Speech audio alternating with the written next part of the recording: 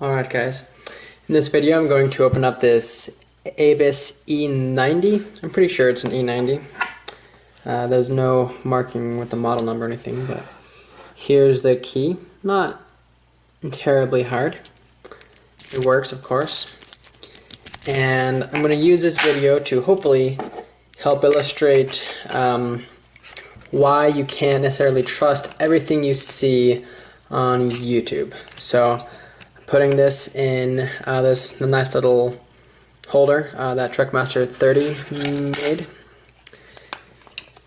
and I'm going to put a Z tension wrench. Alright, now we're going to open this clockwise. I'm going to use a short hook in 50 thousandths. Change the angle just a little bit.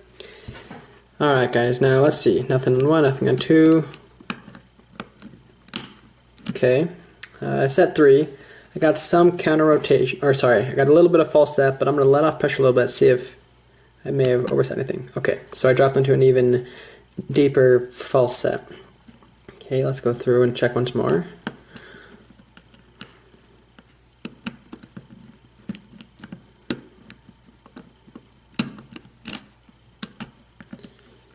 Now with this lock, it's fairly easy to overset things. Looking at that key, it had a lot of low cut and pins. So I'm just seeing what's left. Okay, I think. All right, so we have it open. Now, oops, I probably made that look pretty easy. Lock it up again, that's fine. I'll open it again for you pretty quickly. Now, this is not the most secure lock in the world, but it's a pretty solid lock, and a lot of times on YouTube channels you'll see people who open up these really hard locks and they make it look pretty easy. But what you don't realize is that they've spent a lot of time practicing on this lock. They can tell you exactly how it opens. They could probably tell you, serrated in chamber 1, T pin in 3, whatever it is. But in the video, you don't know if this is their first time trying it, or if, see, I could do it while even multitasking, and I suck at multitasking. But you don't know how much they've practiced on this lock, or on the lock that they're working on. This lock I've opened a lot of times. It's actually a very fun lock. I really enjoy it. I've opened it enough that I can tell you should set number 3, you'll get a false set, but if it's not a deep enough false set, you've overset something. So let off a little bit and you'll drop into an even further false set. Then sometimes you'll set 1 and then 2, you'll get counter rotation on them. You'll go back and set 5. 6 is really low cut, so you may set them while you're trying to set 5. And then 4 you'll get some crunches off of, but if you haven't opened it on 4, just keep pressing up. You may need to do a little bit of manual counter rotation to set 4. Then when you do that, you have it opened. So I made that look hopefully somewhat easy, but this lock I put a lot of effort into learning how it works, learning what to set, when to set it. So I've got a really good feel for this lock. Could I open up any other lock just as quickly as that one? No, absolutely not. Some people can try a lock for the first time and they can open it and they'll know exactly how it works. For me, I like to try and get the feel for the lock first. So it takes me a little bit longer to open a lock when it's the first time that I've ever tried it. If it's a new brand or model number or whatever, if it's a master lock, they're all pretty much the same and you can figure it out. But when you're doing Euro cylinders, usually some are tricky, some are easy, and you don't know that unless you try it. So let's see what's inside this lock. I have not taken it apart. I don't even know if I know how to, honestly. So let's see. Whoop. Wow. That C-clip shot somewhere. I'll find it later, I hope. I actually heard it hit somewhere on the other side of the room.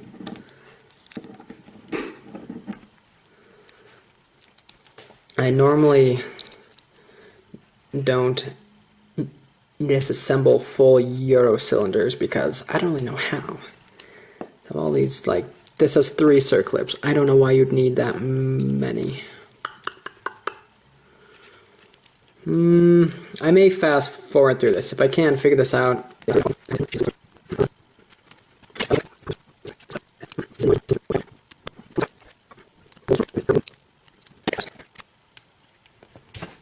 Woo-wee. Finally. Alright, 1 circlip went shooting across the room. I don't know where it went. I'll try and find it later. Remove that. Does this one remove?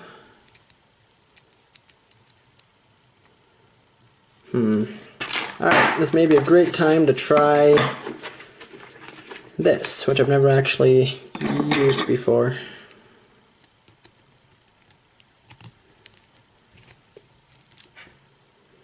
Okay. Now I can move that. So now it should just slide out, right? Hopefully, theoretically.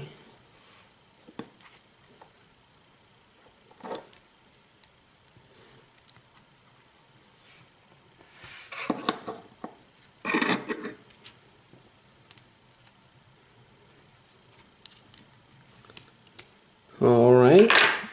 This is my first time ever taken apart a full Euro. I mean, it's a half Euro, but normally I'll have it sawed in half, or someone's already sawed it in half, so removing the actuator and all that, that is new for me. We'll do the drivers first while we're here.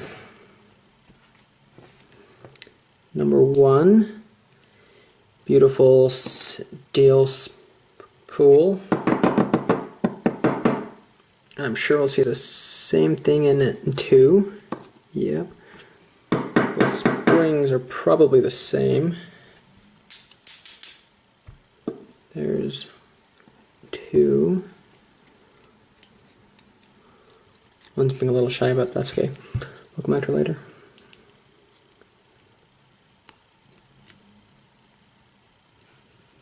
Three is interesting. Take a look at that in a little bit. Shorter spring in 3.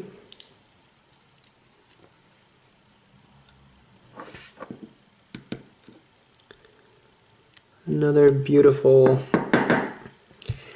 quality German security pin in 4.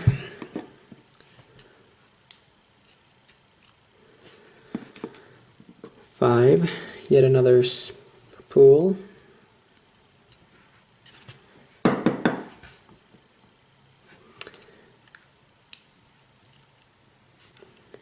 Same thing in 6. So, this is not the hardest lock in the world. There are a few, there's the other spring, there we go. There are a few things that make this lock really cool though. Oh yeah, key pins. This is a long video, sorry guys. Normal in 1, normal in 2, normal in 3, normal in 4, normal in 5, and imagine that, normal in 6. You have some anti-drill protection there.